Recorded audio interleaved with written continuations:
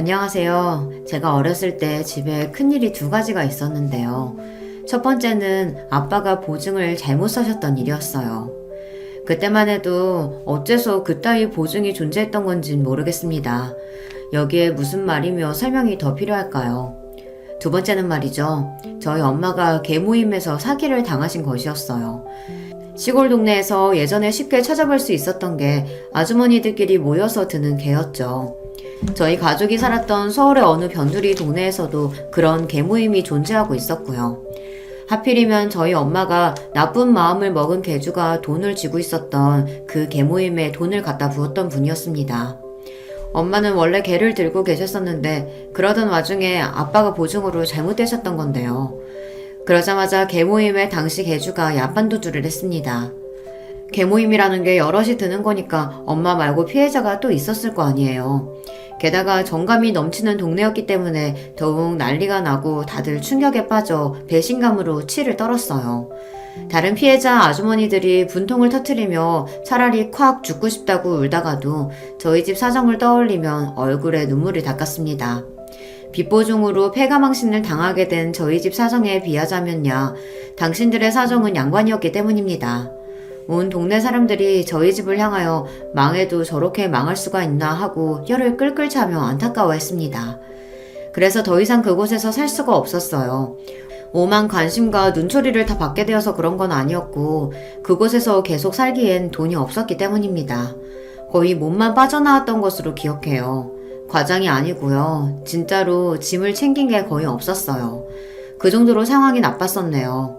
그때 경기도로 나왔었죠. 그런 곳을 집이라고 부르는 것 자체가 절망적이었던 그런 열악한 공간에서 5식구가 몸을 뉘었습니다. 제가 집에서 막내예요. 위로 언니가 있고 오빠도 있지요. 민망한 소리지만 저는 집에서 귀여운 막둥이였답니다.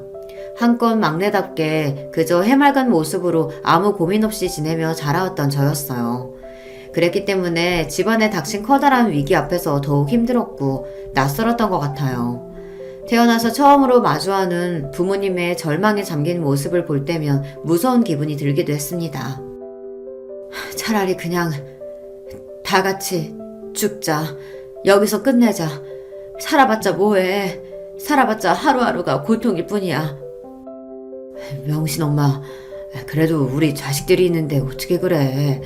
토끼 같은 자식 새끼들, 아직 어린애들 두고 어떻게 그러겠냐고. 힘들어도 견디자. 참아보자. 견디고 참는다고 해서 달라지는 게 있을까? 이 고통의 끝은 있을까? 나는 내 새끼들에게 이 고통을 지금보다 더 알게 하고 싶지가 않아. 그러니까 다 데리고서 그냥 함께 저 세상으로 떠나는 게 가장 나을 것 같아. 솔직히 그렇잖아. 우리 그만 고통 속에서 살고 이제 평온해지는 게 어때? 자식들을 다 데리고 가자고? 아직 인생이 창창하다 못해 이제 인생을 시작한 우리 자식들을? 그러면 두고 가? 어떻게 두고 가? 그럴 순 없잖아. 다 같이 데리고 가야지. 아무런 고통도 없는 그곳으로 우리 5식구가 다 함께 떠나는 거야. 어느 날 부모님이 그런 대화를 나누시는 것을 듣고 말았습니다. 집이라고 부르기도 싫었던 그곳의 공간은 너무나도 열악했고 단 하나의 방만이 존재하였는데 벽도 얇아서 단열도 안 되고 방음조차 안 됐었죠. 그래서 야심한 씨가 부모님이 밖에서 대화하시는 소리가 다 들려왔습니다. 잠에 푹 빠져 있었더라면 못 들을 수도 있었을 텐데 그날따라 제 눈이 말똥말똥 뜨여 있었어요. 그리고 당시에 저는 그 내용을 온전하게 이해하기는 무리인 어린 아이였으나 본능적으로 이건 아니다라는 생각이 들었고 무서웠습니다. 눈물이 날 것 같아서 몸을 일으켜 앉아 주위를 두리번거리자 언니하고 오빠가 가만히 누워 있었어요.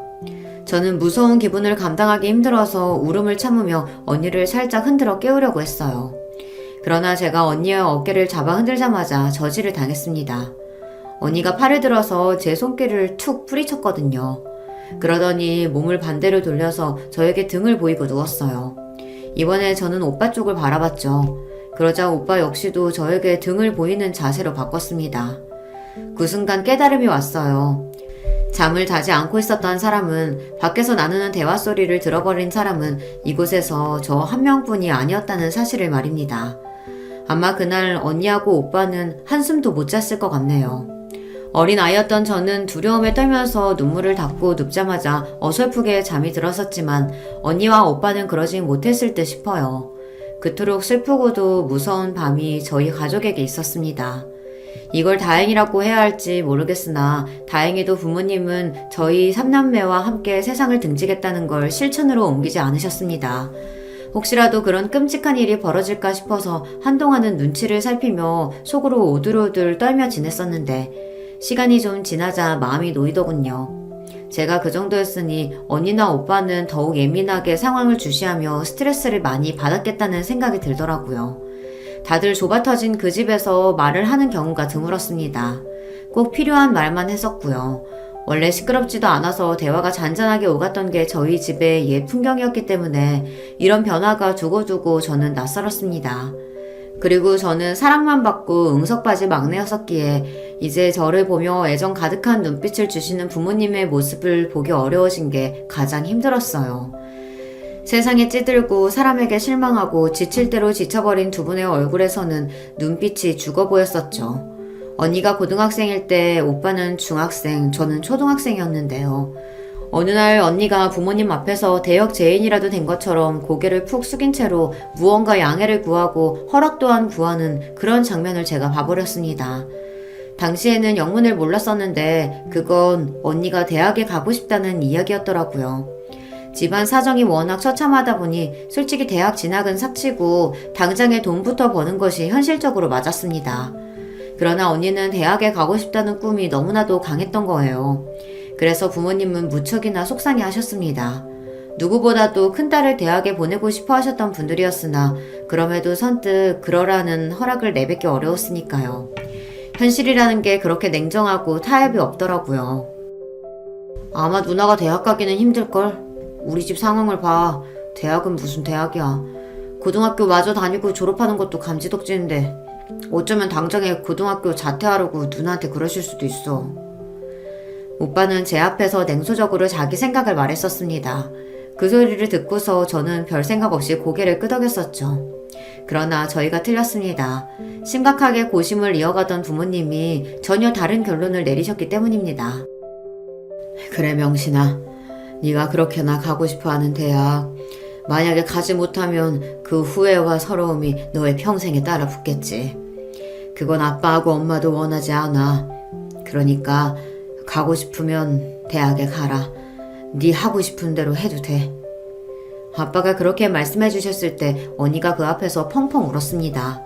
언니가 그렇게 우는 것을 처음 봤던 때가 바로 그 순간이었네요. 부모님에게 연달아 벌어졌던 일들로 저희 집이 폭삭 주저앉았을 때 오빠하고 저는 현실이 믿겨지지 않아 눈물을 흘렸었는데 언니는 그때도 입술을 꽉 깨물고서 안 울었었거든요. 그랬던 저희 집 장녀가 대학을 가도 좋다는 이야기에 오열을 하고 있었습니다. 그 모습은 제 가슴에 뜨거운 울림을 주었던 것 같아요. 언니는 고등학교 졸업 후에 무난한 4년제 대학에 들어갔습니다. 가족들에게 엄청 미안해했어요. 명문대가 아니라서 미안하다고, 대학 욕심을 냈던 주제에 공부는 그만큼 하지 못해서 면목이 없다고, 얼마나 가족들 앞에서 울적해했는지 모릅니다. 하지만 부모님은 그런 언니를 따스히 다독여 주셨어요. 그래서 언니가 대학 생활을 시작할 힘을 얻었던 거라고 저는 그렇게 보고 있어요. 부모님은 언니가 대학을 가기 전에 간 후에도 미친 듯이 일을 하며 돈을 벌고 계셨습니다. 아빠는 온갖 현장 일을 닥치는 대로 다 다니셨고요. 그래서 몇 날 며칠씩 집에 안 들어오시는 일이 허다했습니다. 엄마는 생산직으로 공장을 다니셨죠. 옛날에 엄마에 비하면 너무나도 생기가 하나도 없는 모습이라 슬프고 낯설었지만 그래도 집이 폭삭 주저앉았던 그때 직후에 비하면 시간이 지나며 얼굴이 많이 나아지셨기 때문에 그나마 다행이라고 저는 생각했습니다. 적어도 더 이상 5 식구 다 같이 죽자는 말씀은 안 하시게 되었으니까요. 대학생이 된 언니는 공부뿐만 아니라 일까지 열심히 했습니다. 정말 24시간이 부족해 보일 정도로 열심히 살았었죠. 20대 초반에 체력이 받쳐줬기 때문에 가능했던 것이지 안 그랬으면 불가능했을 게 분명하다는 생각이 들 정도로 언니는 무리를 해가면서 대학 생활과 동시에 각종 일을 하며 돈을 벌었습니다. 그래서 4년제 대학을 다니는 동안 단 한 번도 집에다가 손을 벌린 적이 없었고요. 오히려 생활비에 보태 쓰시라며 부모님께 돈을 드렸어요.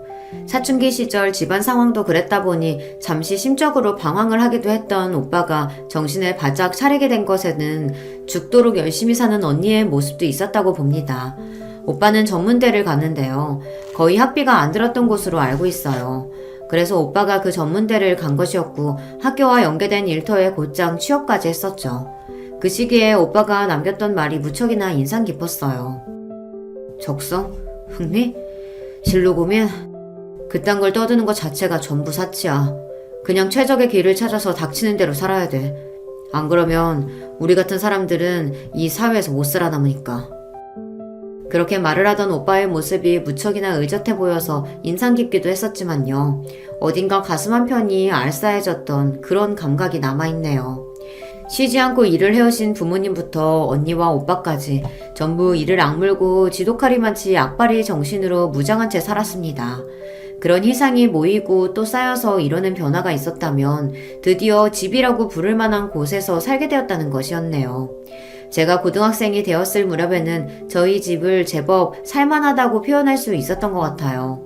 하지만 평화를 쟁취하는 것에는 대가가 따르더군요. 그 즈음부터 아빠가 편찮으셨어요. 너무나도 무리를 해오신 것에 대한 후유증이었겠죠. 가장으로서 스트레스와 압박감도 지난 세월 너무 많았을 테고요. 무엇보다 빚 보증을 잘못 써셔서 모든 걸 망치셨던 그때부터 아빠는 아마 단 한순간도 죄책감에서 벗어나 보신 적이 없었을 거예요. 그런 것들이 전부 아빠의 건강을 갉아먹은 모양이었어요. 그날도 돈을 벌러 나가셨다가 길에서 쓰러지셨죠. 병원으로 실려가셨어요.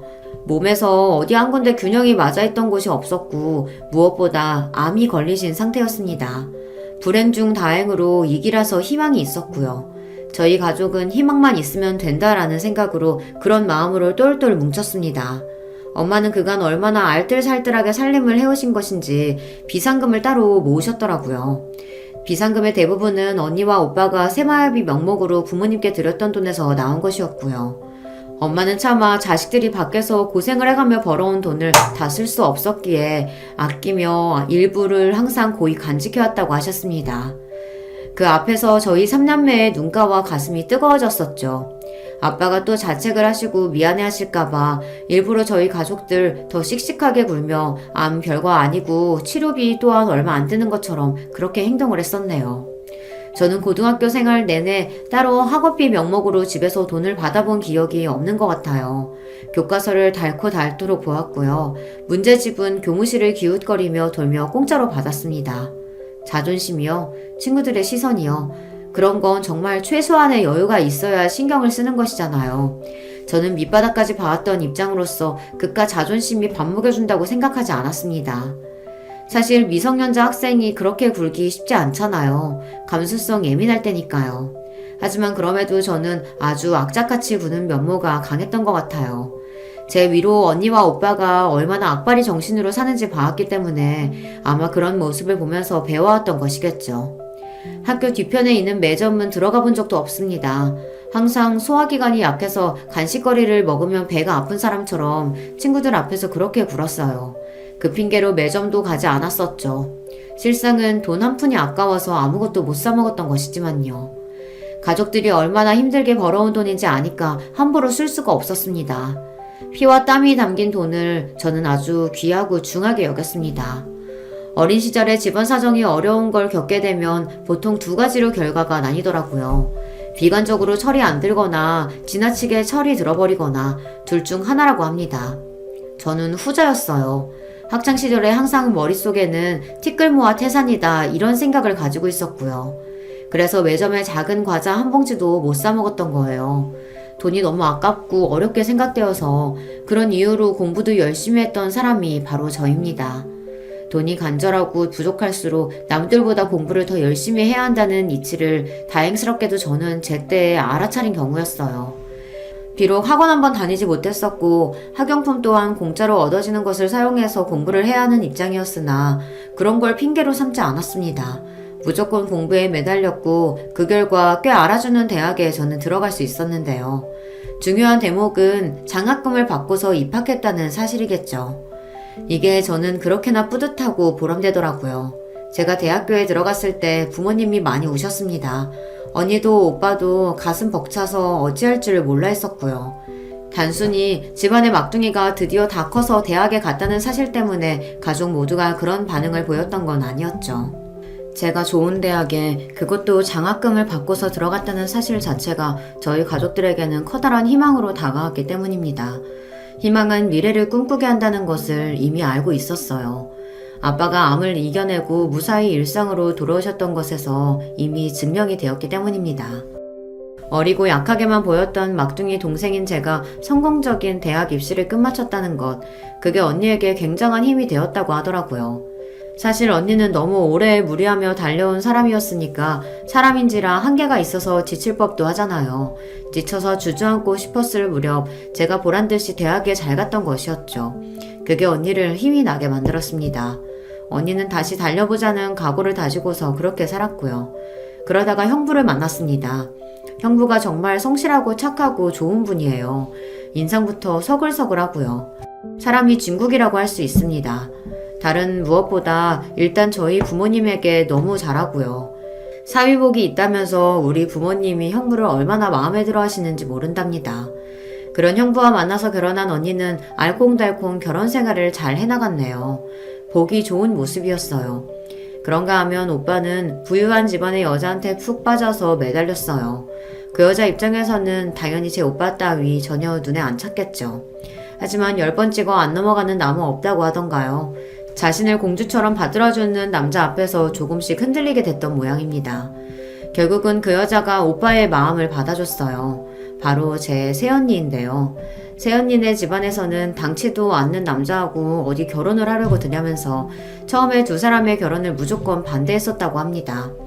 그러나 결국 반대를 철회하시게 됐었는데 그 사유 중 하나가 오빠의 동생인 제가 좋은 대학 간판을 달았다는 점이었어요.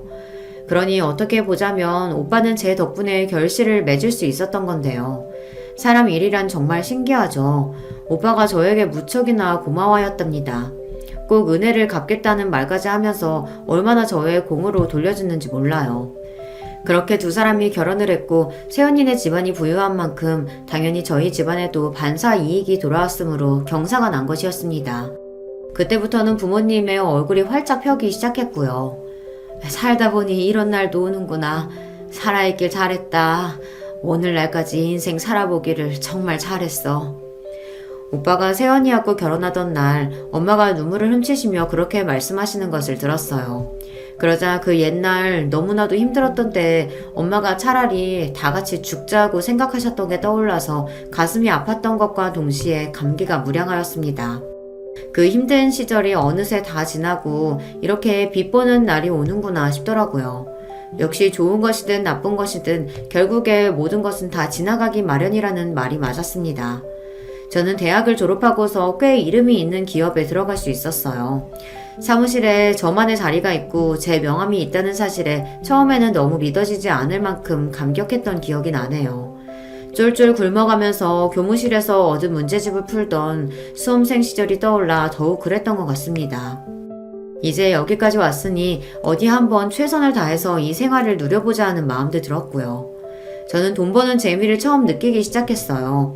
학교를 다니면서 아르바이트를 했던 때와는 차원이 달랐죠. 자연스레 돈 관리에도 관심이 가더라고요. 저축부터 재테크까지 다양하게 관심을 두며 짬날 때마다 공부를 하였답니다. 저와 이런 부분에서 대화가 통하는 사람들과 회사 내에서 친해지게 되었어요. 그렇게 친해진 분들 중 어떤 한 분을 통해서 남자 한 명을 소개받게 되었는데요. 저는 제 남편을 그런 과정으로 만났던 것이죠.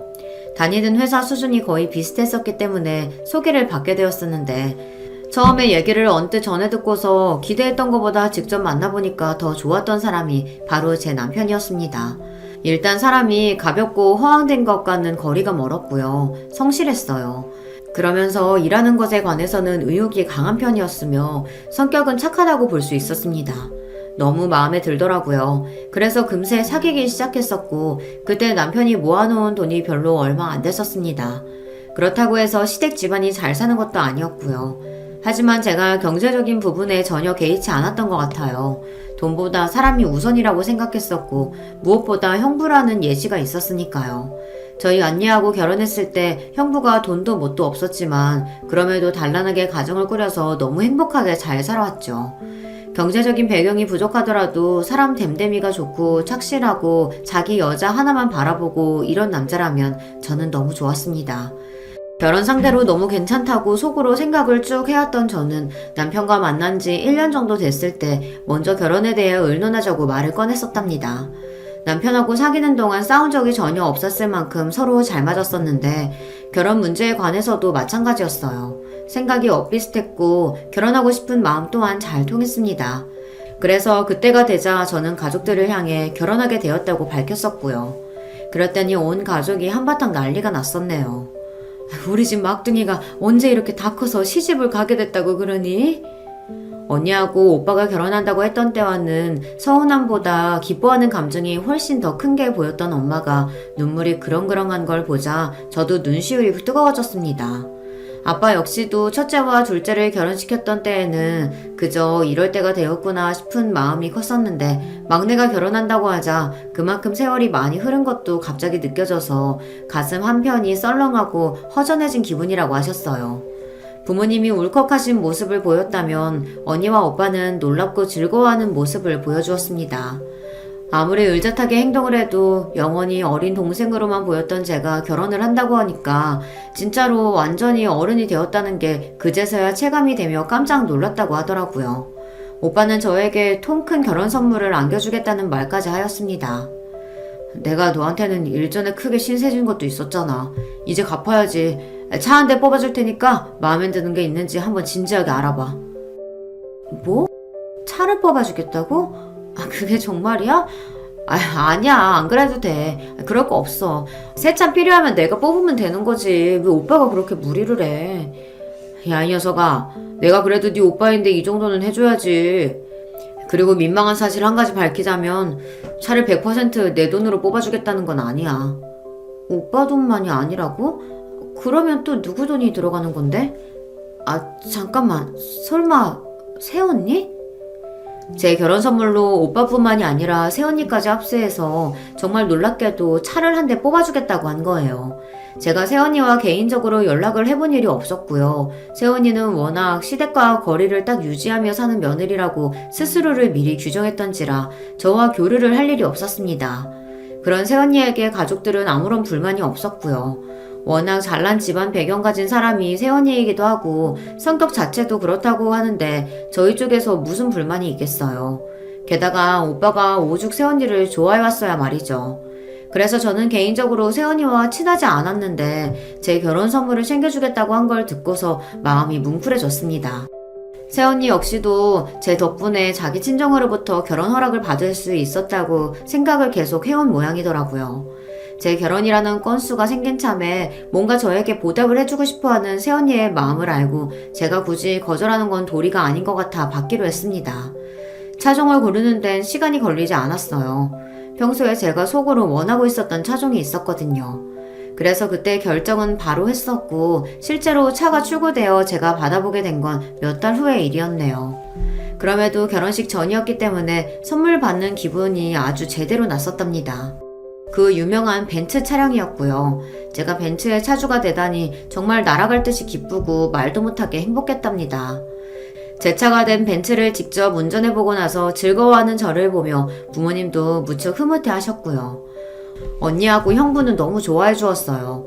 혹시 저만 새언니로부터 거나한 선물을 받게 되어 질투를 사는 일은 전혀 있지도 않았었네요. 오히려 언니도 형부도 본인들은 저에게 폼나게 선물을 못 해주지만 그걸 제가 이해해 줄 거라고 믿는다는 말을 하며 은근히 저에게 미안해 했습니다. 이런 가족이었어요. 결혼 과정에 있어서 저는 제 가족들 덕분에 마음이 든든했답니다. 너무 고마운 점 투성이었고요. 제가 앞으로 정말 행복하게 가정 잘 꾸리고 살아서 가족들에게 좋은 모습을 보여주는 것으로 보답해야겠다는 다짐이 저절로 설 정도였어요. 제가 보통으로 악착같이 살아온 시기를 겪어온 사람이 아니었잖아요. 그랬던 제가 어디 가지 않았습니다. 오빠하고 새언니 부부가 통 크게 벤츠를 선물로 뽑아줬으니 그렇게 이득을 본 만큼 제가 다른 부분에서 대출 같은 거 없이 자력으로 어떻게든 신혼살림을 다 꾸려보겠다는 의욕이 활활 불타올랐거든요. 그때 정말 하루 24시간이 모자랐어요. 퇴근하고 나서는 계속해서 여러 가지 시행 제도를 찾아보며 저와 남편이 결혼하면서 받을 수 있는 혜택을 알아보고 공부했거든요. 신혼집도 절대로 거저 구한 것이 아니었고요. 얼마나 많이 공부하고 고심하고 직접 발로 다 뛰어가면서 준비와 마련을 했던 건지 모릅니다. 저는 이게 응당 당연한 거라고 생각을 했었어요. 어디에 기대거나 손 벌릴 생각이 없이 스스로의 힘으로 일단 하는 데까지 최선을 다해서 해보자는 것이었죠. 이런 저의 면모를 남편이 잘 맞춰주었기도 했고요. 저 혼자 노력하고 열심히 해봤자 상대방이 아무 반응이 없거나 반대의 뜻을 보이면 의미가 없는 거잖아요. 하지만 역시나 남편은 저와 잘 맞았죠. 그래서 저는 설마하니 제가 남편과 결혼 생활에서 문제를 겪게 될 거라고는 상상도 못 해봤었습니다. 그것이 저의 커다란 착각이었던 것이죠. 시댁 이야기를 해봐야겠는데요. 신기하게도 시댁과 제 친정이 뭔가 비슷한 점들이 많았습니다. 우선 시댁이 예전에 사기를 당하는 바람에 폭삭 주저앉았던 일이 있었거든요. 나쁜 사기꾼이 작정하고 덤벼들었던 것에 시아버지께서 속수무책으로 당하셨던 일이라고 합니다. 저희 친정 부모님도 빚 보증, 계주, 야반도주 같은 일을 겪으신 바가 있었으니 남의 일처럼 들리지가 않더군요. 사기 피해를 당해서 전 재산을 잃고 빚까지 지게 된 시댁이었는데 시아버지께서 그 후로 미친 듯이 일만 하셨다고 합니다. 어떻게든 가장으로서 노력을 다 해보셨던 것이죠. 그러다가 어느 날 지나치게 무리를 해오셨던 탓인지 근무 현장에서 쓰러지셨고 몸에 문제가 있다는 청천벽력 같은 진단이 떨어졌다고 합니다. 이런 것마저 왠지 저희 친정집 사정하고 비슷하지 않나요? 남편이 저처럼 집에서 막내라는 공통점도 있었습니다. 위로 형이 하나 있었죠. 그런데 이제 다른 점을 짚어보자면 시부모님께서는 저희 친정 부모님과는 다르게 이혼을 하셨다는 사실입니다. 편찮으셨던 시아버지께서 투병 생활을 거치신 후 정말 다행스럽게도 건강을 회복하셨다고 해요. 그랬건만 오히려 너무 많은 고비들을 겪은 것이 원인이었는지 시부모님께서는 이제 서로 부부로 지내는 것이 싫어지셨고 더 이상은 그렇게 살 수 없다는 결론을 내리셨던 건데요. 이혼 과정에서 시숙과 남편은 시어머니의 편이었다고 합니다. 둘 다 똑같이 모친의 편을 든 이유가 있었는데 그건 바로 시어머니께서 옛날에 고된 시집살이를 너무 혹독하게 당하셨던 분이기 때문입니다. 시어머니께서 당시에 시어머니를 모시고 살았던 며느리였어요. 그 생활이 남편이 9살 때까지 이어졌다고 하네요. 화병이 쌓이고 쌓여 시어머니께서는 너무 괴로워하셨고 결국에는 분가가 이루어졌습니다. 그렇게 분가하여 드디어 살만해진 생활을 한 게 3년 정도 지났을 때 시아버지께서 어처구니 없이 사기를 크게 당하셨던 거예요. 당연히 사기를 친 놈이 나쁜 것이고 잘못된 것이지만 시부모님 두 분 중에서 잘못하신 분이 있다고 한다면 그건 시아버지였을 겁니다. 그러나 시어머니께서는 당신의 시댁 사람들로부터 비난의 화살을 받으셔야 했었죠. 내조를 제대로 하지 않았기 때문에 그런 비극이 벌어진 거라는 그런 황당한 비난을 받으셨을 때 시어머니의 가슴에서는 불길이 솟고 있었어요. 그리고 그런 게 깊이 쌓여 있다가 결국에 나중에 이혼이라는 결과를 불러왔던 것입니다. 시숙은 전문대를 졸업하고 나서 금방 취업을 하셨다는데 이 부분은 제 친정오빠와 비슷하지만 많이 다른 부분은 결혼이었습니다. 제 손이 동서하고 혼전 임신으로 결혼을 하셨거든요. 그때 동서 수중에 돈이 300만 원이 있었다나 뭐 그렇다더라고요. 게다가 동서의 친정은 무척이나 가난했고 빚이 좀 있었습니다. 그랬으니 시어머니께서 뒷목을 잡으실 수밖에 없었겠죠. 하지만 이미 상황이 그렇게 흘러가 버린 걸 어찌하겠나요. 시숙은 본인의 처가 사정이 워낙 안 좋으니까 결혼 후에도 생활비 지원 같은 걸 그쪽에 우선적으로 하며 지내게 되었고 그 모습을 시어머니께서는 속 끓이며 지켜보셔야만 했습니다. 만약에 내가 자식이 하나뿐이었으면 어쩔 뻔했어. 둘 낳기를 잘했지. 시숙의 결혼을 두고 시어머니께서는 잘못된 결혼이라고 부르셨으며 분개하셨으나 다행히도 자식이 한 명 더 있었던 거예요. 제 남편 말입니다. 자기 형보다 대학도 잘 나와서 4년제 대학에 학위를 따자마자 곧장 취업도 잘했고요. 성격도 훨씬 장남보다 유하고 서글서글한 차남이 바로 제 남편이었습니다. 남편에 대한 시어머니의 기대가 제 눈에는 다 보였고 저는 며느리로서 정말 잘해드리고자 했습니다. 이제 시어머니도 저의 가족이잖아요. 가족을 위해 나서고 인내하고 희생하고 이러는 게 저는 당연하다고 알며 살아왔으니까요. 제 딴에는 시어머니께 정말 잘해드린다고 잘해드렸고 신경을 써드린답시고 써드렸습니다. 그러나 시어머니께서는 저에게 실망하신 눈치를 금세 드러내시더군요. 신혼여행에서 시어머니의 몫으로 사다 드린 관광기념품 몇 가지와 화장품 세트를 받아보셨을 때부터 실망의 기색을 감추지 못하셨어요. 좋고 예쁘기는 한데 너는 왜 이렇게 돈을 아끼니? 다른 데는 아끼더라도 시어미 선물이면 좀 팍팍 쓸 줄 알아야지. 그게 맞는 거지. 네? 최고로 인기 많은 것들 중에서 열심히 골라본 건데 어머님 눈에는 별로인가요? 혹시 다른 브랜드 화장품으로 사드릴까요? 아니 화장품이고 나발이고 명품백 하나 정도는 사왔어야 맞는 거 아니냐? 내가 얼마나 기대를 했는데. 아유 이게 뭐니? 어떤 거요? 명품백이요? 어머님 죄송한데 그건 생각도 안 해봤어요. 신혼여행 갔다가 사오기에는 좀 여러모로 부담스러운 것 같네요. 그럼 언제 사주려고? 내 생일에? 그건 그때 가서 생각을 해보고 준비를 하겠습니다. 그래 그때 생각 한번 잘 해봐라. 너는 네 친정오빠가 결혼을 그렇게 잘했는데 부잣집하고 인연을 맺었으면서 어쩜 그렇게 째째하니? 그렇게 사는 거 아니야. 저는 시어머니 입에서 새언니 친정의 이야기를 들은 순간 감을 잡을 수 있었어요. 세상에 저는 그런 쪽으로는 생각도 안 하고 있었는데 시어머니께서는 새언니로부터 이어지는 콩고물을 어떻게 받아볼 수 있을까 싶어 그걸 염두에 두고 계셨던 겁니다. 너무 당황스러웠지만 그렇게 생각이 되셨을 수도 있겠다 싶었고 그냥 넘어갔었네요. 하지만 그 후로 시도 때도 없이 명품 타령을 하시는 거예요. 어디 가볍게 외출을 하려고 해도 들고 나갈 가방이 마땅치 않다느니 모자에 비싼 로고가 박혀있으면 멋있게 쓸만할 텐데 그렇지 못해서 모자도 쓸 게 없다느니 대체 그런 소리를 저한테 전화를 왜 하시는지 알 길이 없었네요. 아니 어머님은 나 일하는 거 뻔히 아시면서 왜 자꾸 전화하시는 거야? 나하고 특별히 하실 대화도 없으시면서 그러시네. 내가 바쁘다고 해도 안 들으셔. 당신이 어떻게 좀 해봐.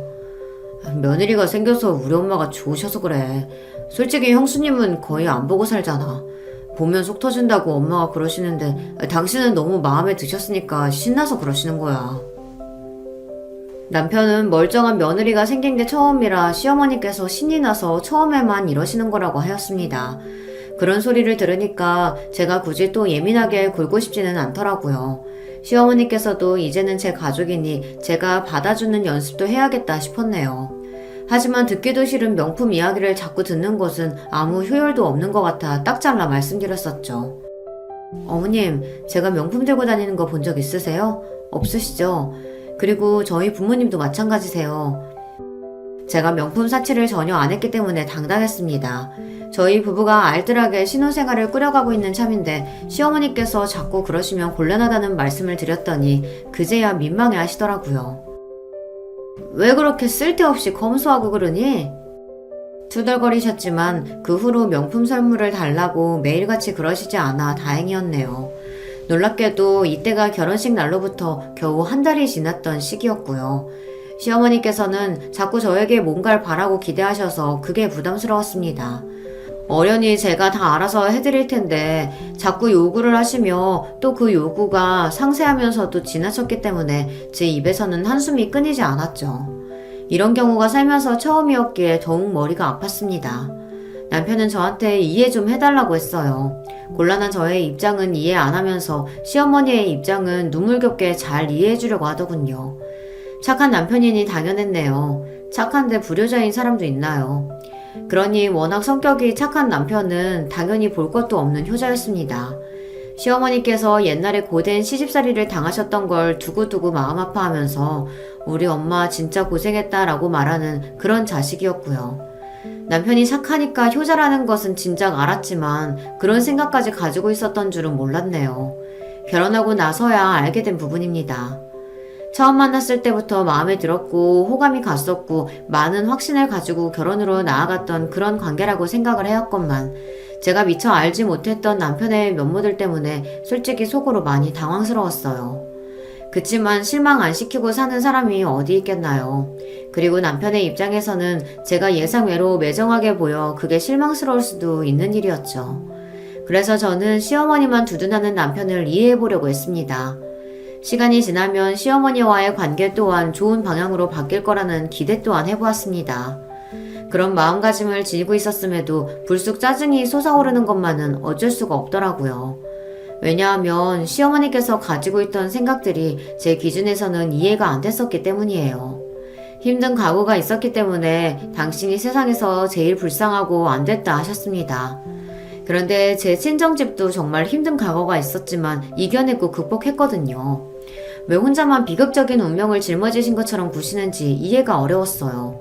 다 큰 자식에게 부모가 효도를 바라며 돈을 받는 건 당연하다고 하셨습니다. 그런데 제 친정 부모님들은 자식들이 생활비 하시라고 드렸던 돈들도 쓰기 아까워서 어쩔 줄 몰라 하셨던 분들이거든요. 시어머니께서는 제 새언니가 부자이면 온 가족이 그 혜택을 누려야 마땅한데 그렇게 안 살고 있으니 제 친정 식구들의 정신 상태가 이상한 것 같다고 하셨습니다. 아니, 그게 무슨 상관인가요? 새언니의 친정이 잘 살아서 좋은 건 맞으나 거기에 기대어 살기를 친정 식구들이 단 한 번도 바란 적이 없었습니다. 그런 생각 자체를 안 했고요. 이런 마당이었으니 시어머니와 제가 너무 안 맞았던 거예요. 제가 며느리 된 입장으로 당연히 스트레스를 참는 쪽일 수밖에 없었고요. 그래도 이런 시련들이 언젠가는 다 지나가겠지 싶어서 꾹 참고 때마다 맞춰드리며 지내고 있었습니다. 그러던 어느 날 시어머니께서 한 가지 사실을 알게 되셨어요. 제 벤츠 차량이 새언니의 돈이 들어간 것이라는 걸 아셨던 건데요. 제가 안 밝혔으니 범인은 누구겠나요? 남편이죠. 전말을 듣자 하니 시어머니께서 남편에게 벤츠를 끌고 다니고 싶다고 자꾸 졸라대셨다고 합니다. 그러자 남편은 그 차는 본인이 같이 타지도 않고 저만의 차라고 알려드렸고요. 그럼 너는 그 차 못 타니? 그 구두쇠가 티끌모아 퇴사 만들어서 차 뽑았다고 혼자 애지중지하는 거야? 아유, 진짜 못 살겠다. 그럴 거면 걔는 벤츠를 왜 뽑았대? 그거 살 때는 돈이 안 아까웠대? 시어머니께서 하도 우는 소리를 그렇게 하시자 남편이 그 벤츠가 저희 오빠 새언니 부부가 뽑아준 거라고 실토를 해버렸던 건데요. 시어머니의 눈이 뒤집어졌죠. 너는 네 친정오빠가 장가 잘 든 덕에 안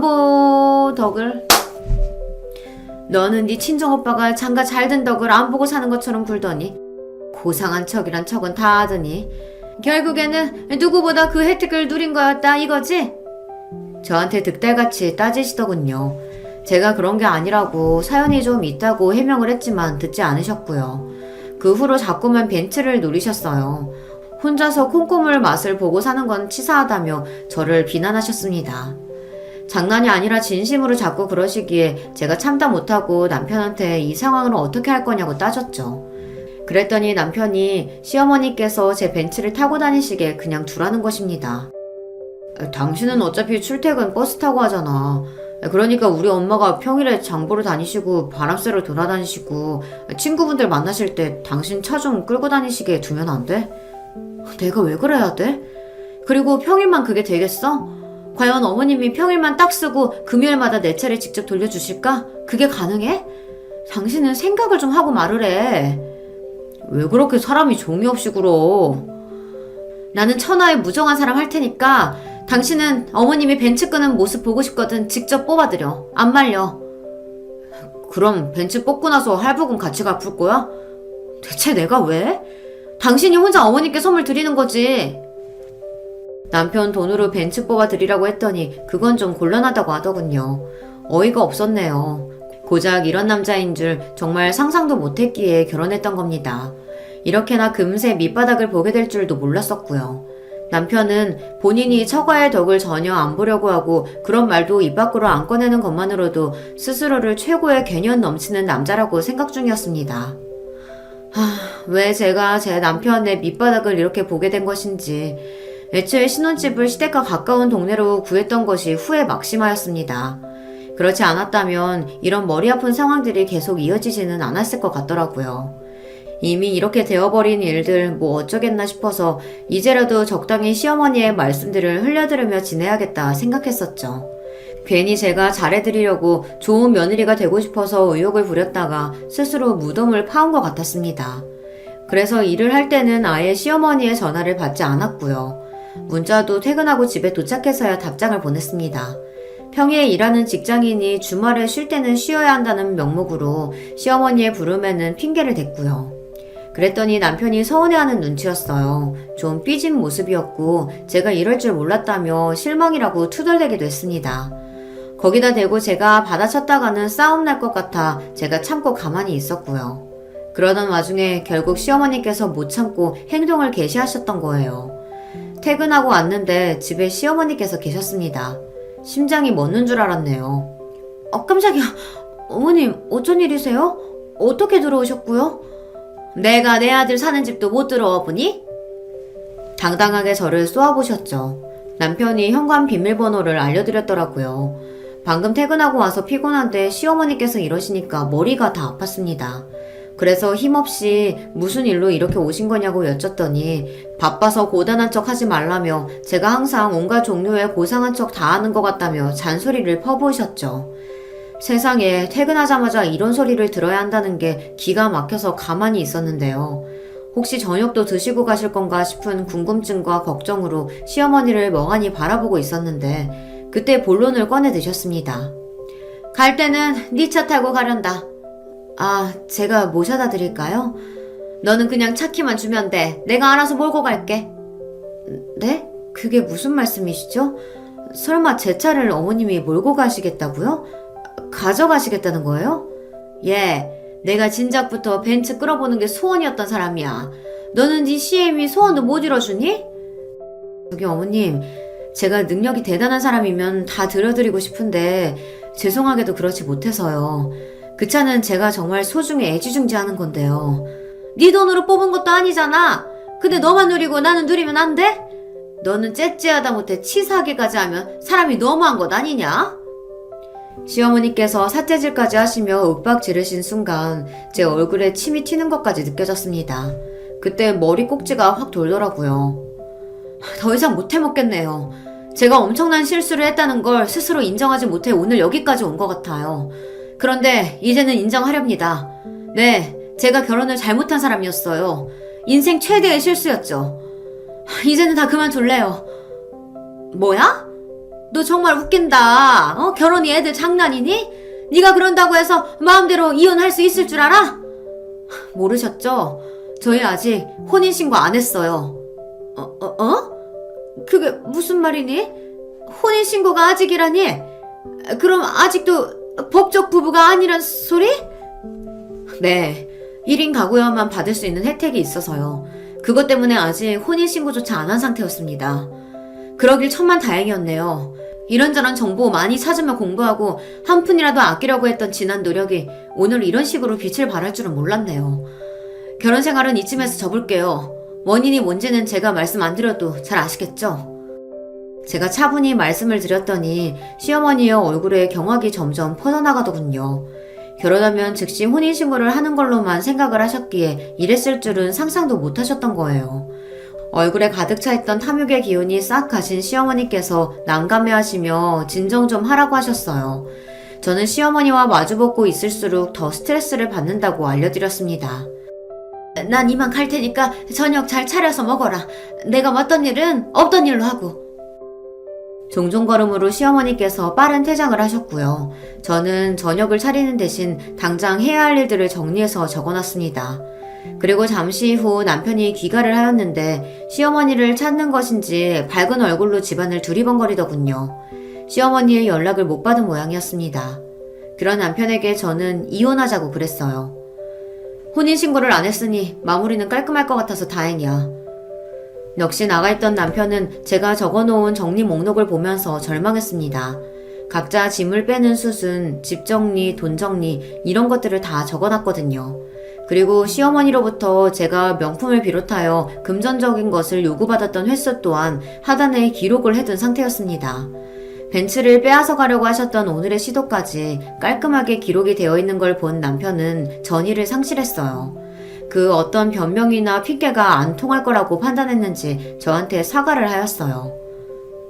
미안해. 내가 뭐가 옳고 그른지 몰랐어. 우리 엄마 일이라서 어쩔 수 없었나 봐. 용서해달라며 앞으로 잘하겠다고 하는데 그 모습마저 이제는 마마보이로 보일 뿐이었습니다. 무엇보다 저는 그렇게 골치 아프게 살고 싶지가 않았어요. 그래서 단호하게 굴었네요. 친정 식구들에게도 다 알렸고요. 그 덕에 도움을 받아서 더욱 빠른 정리가 가능했습니다. 전 남편 그리고 전 시어머니까지 저한테 매달리며 냉정하게 굴지 말고 기회를 더 달라고 그랬었는데요. 그냥 저는 냉정한 사람이 되기로 했습니다. 까짓거 천하의 냉혈한이 되어버리고 제 인생을 찾는 게 나았네요.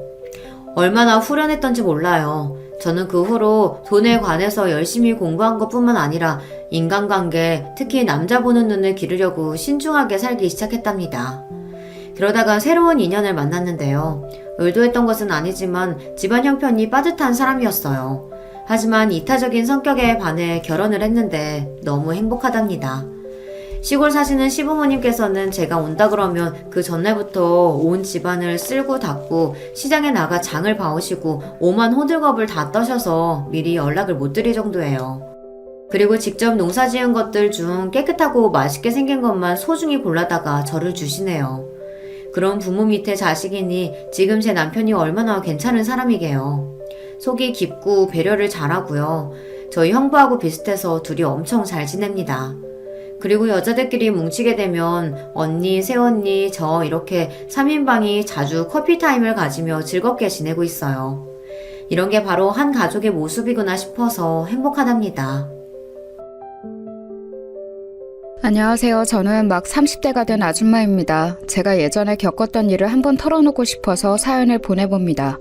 저는 넉넉하게 산 편이 못 됩니다. 아주 어릴 때는 도리어 잘 살았던 편이고 초등학교 졸업하고 중학교 들어갈 때쯤부터 어려워지기 시작했었죠. 아버지가 사업을 하셨었는데 그때쯤 파산해서 야반도주했던 기억이 납니다. 어른들 사정이야 복잡했을 테니 뭐 제가 어떤 사정이었는지까지 정확하게 알 수는 없었어요. 저희 친가 쪽 친척 중 한 명이 아버지 사업장에서 일을 하셨는데 중간에 횡령을 하면서 돈을 빼돌려서 채무를 갚을 수가 없어서 망했다고 그런 식으로만 이야기를 들었죠. 그래서 친가 친척하고 대판 싸우셨는데 어처구니 없게도 친가 쪽 식구들이 전부 그 횡령범 편을 들었다고 했어요. 그래서 아버지와 저희 식구들은 친가 쪽하고 완전히 인연을 끊게 되었습니다. 원래 친가가 괜찮게 살았었는데 아버지는 도와주지 않고 그 횡령범만 감싸고 돌아서 아버지도 참으실 수가 없었다고 하더군요. 친가 쪽에서 큰아버지 아들이었던 큰 사촌 오빠만 그 뒤에도 왕래를 했어요. 그것도 친가 어른들 모르게 와서 인사를 하고는 했었죠.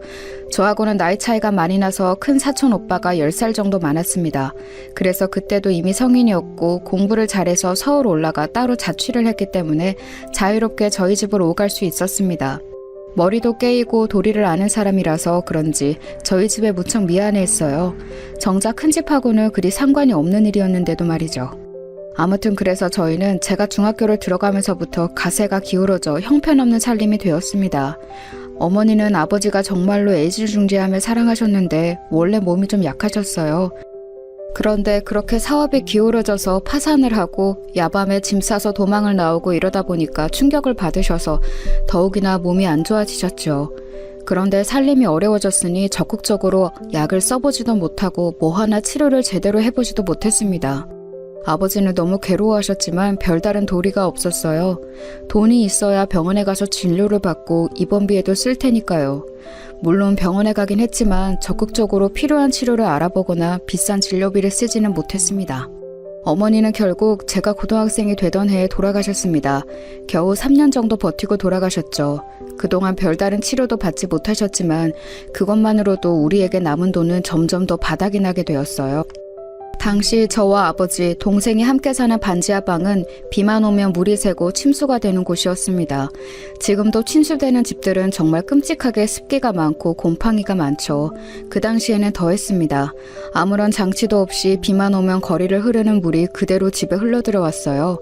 그걸 막으려고 어린 저와 동생이 같이 계단참에 모래주머니를 쌓아놓기도 했지만 별다른 소용은 없었습니다. 물은 아무리 작은 틈만 있어도 새어 들어오고 새어나가게 마련이잖아요. 집은 축축하고 곰팡이가 많아서 어렸던 저희는 기관지가 좋지 않아졌습니다. 저는 그래도 고등학교 들어갈 때나 되었지 동생은 초등학생이었어요. 여린 기관지와 폐에 얼마나 악영향이 많았을지 모르겠어요. 어머니가 돌아가신 후 아버지는 거의 삶을 포기한 것처럼 사셨습니다. 술을 드시고 밖에 나가지도 않은 채로 반지하 집의 작은 방에 문을 걸어 잠그고 사셨죠. 저희는 밖에서 아버지의 기분을 살피면서 살금살금 라면을 끓여 먹거나 밥을 먹었습니다. 그나마도 없을 때면 밖에 나가서 옆집 아주머니한테 눈치를 보면서 혹시 밥이 남은 게 있냐고 물어봤어야 했죠. 지금 생각하면 구걸이나 다름없는 짓이었는데 다행히도 옆집 아주머니가 참 넉넉한 분이시고 저희를 안타깝게 여겨주셔서 밥을 얻어먹을 수 있었어요. 저희 아버지 어떻게 지내냐고 물어봐 주시고 아버지 가져다 드리라고 여분의 음식까지도 챙겨주셨던 적이 한두 번이 아니었죠. 저는 어린 동생을 챙겨서 밥을 먹이고 아버지의 잠긴 방문 앞에 음식을 가져다 드리고는 했습니다. 아버지는 고집스럽게 방문을 열고 나오지 않으셨지만 그래도 밤이 지나고 보면 음식을 드셨는지 빈 그릇이 나와 있었어요. 그러면 제가 그 그릇을 씻어서 옆집에 가져다 드리고 감사하다고 몇 번이나 말씀을 드리고는 했었습니다. 옆집 아주머니는 제가 애 많이 쓴다면서 정말 기특하다고 저를 격려해 주시고는 했어요. 정말 고마운 분이었죠. 그런데 어느 날 동생이 많이 아팠습니다. 열이 너무 많이 오르고 심하게 기침을 해서 제가 어떻게 해야 할지 알 수가 없었어요. 예전에 어머니가 돌아가실 때가 겹치며 떠오르더군요. 어머니도 돌아가실 때 열이 많이 났고 목이 아프다면서 힘없이 기침하다가 결국 숨을 거두셨거든요. 저는 너무 무서워서 동생을 끌어안고서 차가운 물로 수건을 적셔 온몸을 닦아주었지만 열은 쉽게 내리지를 않았습니다. 애 온몸이 불덩이처럼 뜨끈뜨끈하고 가슴과 목이 아프다면서 고통을 호소하는데 능력도 없고 아무것도 할 수 없는 고등학생이었던 저는 그저 울기만 했어요. 그런데 기침하는 소리가 들렸는지 평소 아무런 기척도 없던 작은 방에서 문이 열리고 아버지가 나오셨죠. 야, 너 지금 걔 아프냐? 아버지는 믿을 수 없다는 듯이 물어보셨어요. 저는 고개를 미친 듯이 끄덕이면서 어떻게든 해달라고, 지금 애 죽을 것 같다고 아버지 바지가랑이를 붙잡았지요. 사실 지금 생각해보면 당시 아버지가 뭘 어쩔 수 있다고 아버지에게 매달렸는지 모르겠어요. 어머니 돌아가시고 나서 거의 1년 넘게 술만 드시던 아버지는 이제 돈도 뭣도 아무것도 없이 빈털터리 신세였고 남들하고 말도 더듬으면서 하게 되셨거든요. 하지만 아버지는 동생을 보자 어머니가 돌아가실 때가 생각나셨는지 얼굴이 시뻘겋게 변해서 얼른 저한테서 동생을 데려가셨습니다. 애가 너무 열이 오르고 기침을 멈추지 않는 걸 보시더니 급한 얼굴로 동생을 안고서 밖으로 뛰쳐나가시더라고요. 아버지는 막무가내로 병원 쪽을 향해서 뛰셨습니다. 어머니가 돌아가실 때 병원에서 가까운 집을 잡았기 때문에 상당히 가까운 편이었죠. 아버지는 미친 것처럼 병원으로 뛰어가서 응급실로 가셨어요. 어머니 돌아가시기 직전에도 자주 그랬던 것처럼요. 의료진들이 상당히 놀라신 것 같았지만 일단 간호사의 안내를 받아서 다시 접수를 하러 돌아갔습니다. 다행히도 그곳에 계시는 간호사분이 저희를 아시는 분이었어요. 어머니가 편찮으실 때 저희 사정을 많이 봐주셨던 분이었죠. 간호사는 저희한테 접수를 하도록 알려주시고 곧 사라지셨다가 의사 한 분과 돌아오셨어요.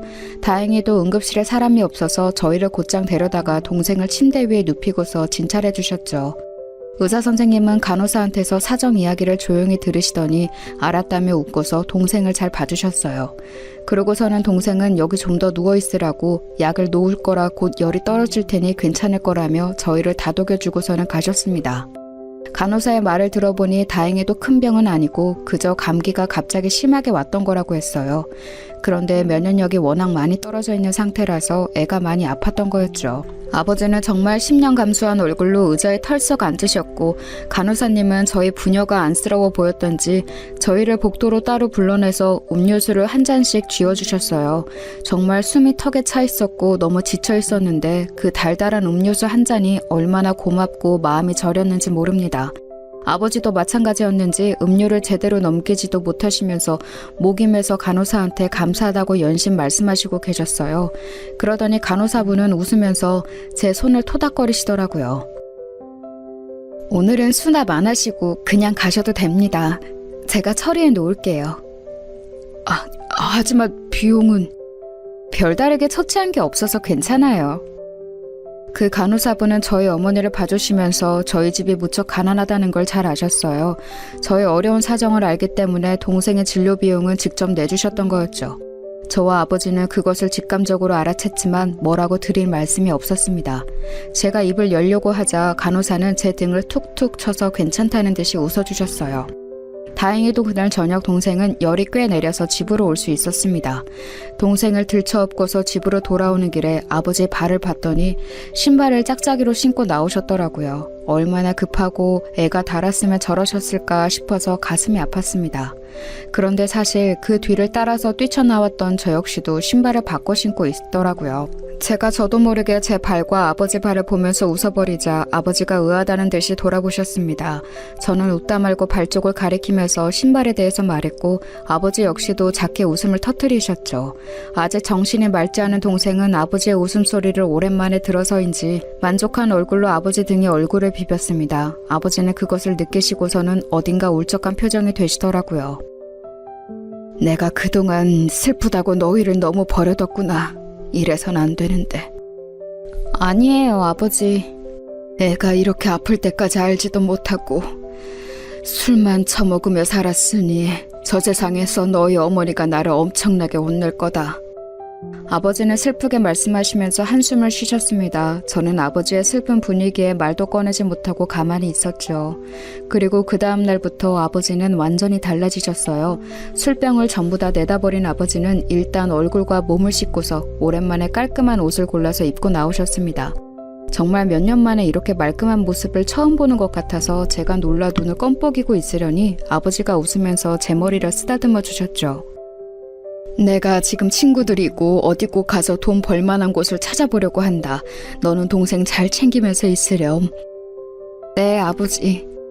아버지는 다정하게 그렇게 말씀하시고서 나가셨어요. 한 2, 3일 못 들어올지도 모른다고 하시면서요. 나중에 말씀을 들어보니까 그때 알고 있는 친구들을 총동원해서 그분들한테 일자리가 없는지를 물어보고 다니셨다고 하더라고요. 돈도 얼마 남지 않은 상태에서 교통비가 아까워 걸어서 먼 거리도 가셔서 일 시켜줄 수 없냐고 물으실 때 아버지의 그 심정이 어땠을까요? 옛날이라고는 해도 사업으로 잘 나가던 분이 친척 횡령으로 사업이 기울고서 그 뒤에 자기와 비슷하거나 못하던 친구들한테 머리를 숙이며 직장을 구해야 했던 그 심정이 말이에요. 아마도 아버지 혼자셨으면 그렇게 하지 않으셨을 거예요. 저와 동생 때문에라도 살아야 하니까 그렇게 하셨던 거였겠죠. 하지만 직장은 구하기가 쉽지 않으셨어요. 당연히 아버지 연세도 있으시고 술 드시며 생활하셔서 체력도 떨어진 상태였으니 기꺼이 일자리를 주려낼 사람이 없을 수밖에 없었죠. 아버지는 정말 고생하면서 알아보고 다니시다가 결국 지인이 연결해준 일자리로 들어가셨어요. 좋은 곳이었다면 정말 너무 좋았겠지만 아쉽게도 건설 현장직이었죠. 그래도 일을 이거라도 시작한 게 어디냐면서 아버지는 기뻐하셨습니다. 그즈음 큰 사촌 오빠가 좀 더 자주 찾아오게 되었어요. 이전까지는 사촌 오빠도 대학 다니며 공부하는 학생이었기 때문에 찾아오더라도 잠깐 저와 동생 얼굴만 보고 간식 사주고 돌아가는 그 정도였거든요. 그런데 이제 취업을 했다면서 저희 집에 인사를 오더라고요. 그러면서 저희한테 작은 선물도 사다 주고 저희 가족한테 식사도 대접했고요. 사촌 오빠도 취직해서 상당히 바빴지만 그래도 시간을 어떻게든 내서 오더군요. 아버지는 사촌 오빠한테 정말 면목 없다면서 고마워하셨죠. 제가 고등학교를 졸업하고 나자 사촌 오빠는 제게 일자리도 알아봐 주었어요. 저는 어차피 공부도 잘 못해서 대학에 갈 성적도 아니었고 형편도 안 되었죠. 사촌 오빠는 자기가 일하는 사무실에서 사무보조로 사람을 구하는 자리에 저를 앉혀주었고 저는 나름대로 성실성 하나는 자신 있었기에 그 호의를 기꺼이 받았어요. 사촌 오빠는 걱정하지 말라고 제 동생도 졸업하고 나면 이런 일자리 얼마든지 구할 수 있다면서 저희를 안심시켜주기도 했죠. 언젠가는 사촌 오빠한테 물어봤던 적이 있어요. 왜 우리한테 이렇게 신경을 많이 써주냐고요. 사촌 오빠는 조그만 게 별걸 다 물어본다면서 웃었지만 곧 대답을 해주더라고요. 너의 부모님이 어릴 적에 내 편을 들어주신 적이 있거든. 편이요? 내가 친구랑 싸웠는데 사실 걔가 내 연필을 훔쳐가서였어. 그런데 부모님이 그것도 모르고 나만 혼내고 있으니까 내 이야기를 좀 들어보라면서 뭔가 사정이 있었을 거라고 말씀해 주셨지. 너희 어머니는 나 감싸고서 꼭 안아주셨고 말이야. 그때 정말 너무 감사했었어. 어릴 적에 저희 부모님이 사촌 오빠를 억울한 상황에서 구해준 적이 있다는 거였어요. 그때 꼭 저희 부모님한테 잘해드리겠다고 생각했다고 하더라고요. 그런데 그 어린아이가 생각했던 것을 커서도 지킨다는 게 보통 일은 아니잖아요. 그런 면에서 사촌 오빠가 정말 대단해 보이더라고요. 그래도 제가 직장을 잡고 나서는 집안 사정이 약간 나아지기는 했죠. 아버지도 건설 현장 나가서 돈을 벌어오셨고 저도 작지만 안정적으로 월급을 가져왔으니까요. 처음 제가 그 적은 월급을 집에 가져가서 고기를 사가지고 왔을 때 아버지는 거의 울 것 같은 표정이셨어요. 제가 고등학교 졸업할 때까지 아르바이트 한 번도 못하게 하셨던 분인지라 제가 벌어온 돈이 너무 감동적이셨던 것 같아요. 아버지는 그 고기를 드시면서 기특하다, 장하다, 너무너무 자랑스럽다면서 저를 한껏 추어 올리셨죠. 동생도 정신없이 고기를 먹으면서 너무 맛있다며 기뻐했고요.